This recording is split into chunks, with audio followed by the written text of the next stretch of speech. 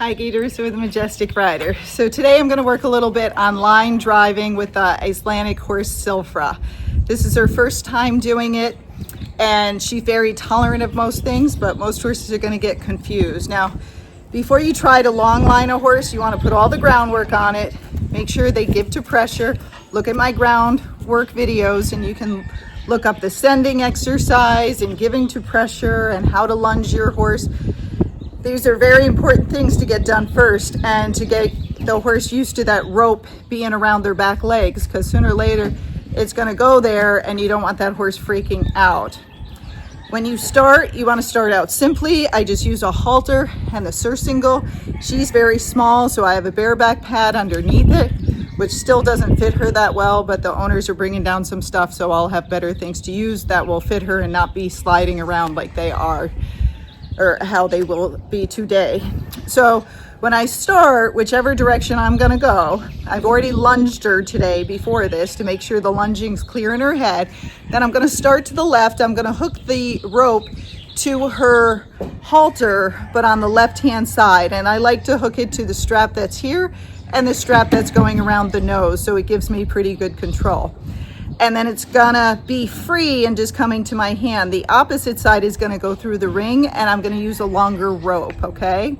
And I'm just gonna walk around, get her used to making circles, steering, and stopping. And then what I'm gonna do is put another short rope on and see if I can get behind her and drive her if she does well with the first part. If she doesn't do well with the first part, then I'm not gonna try it.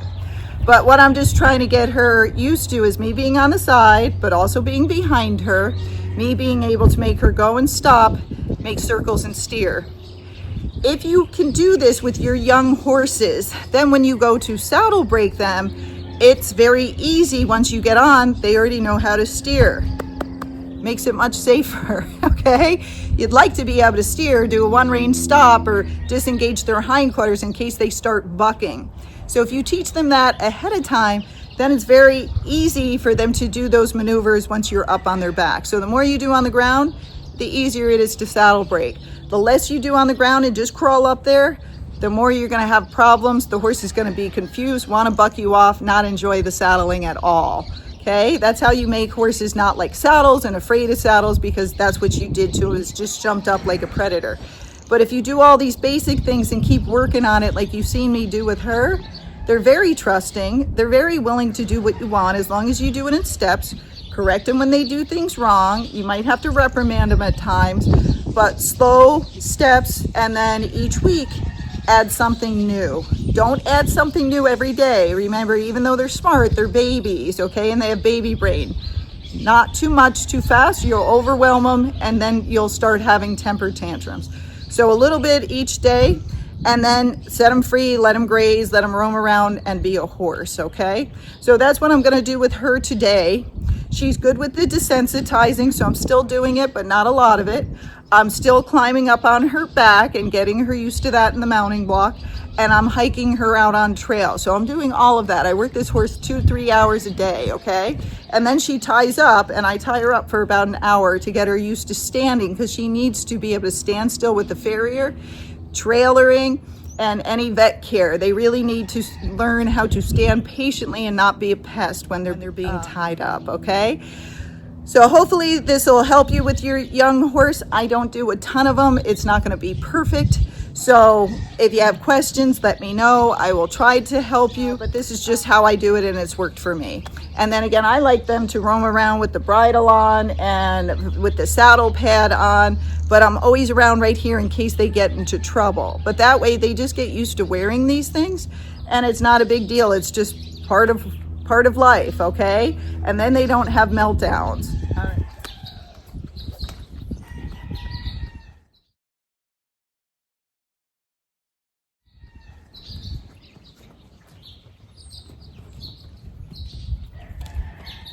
Oh, there we go.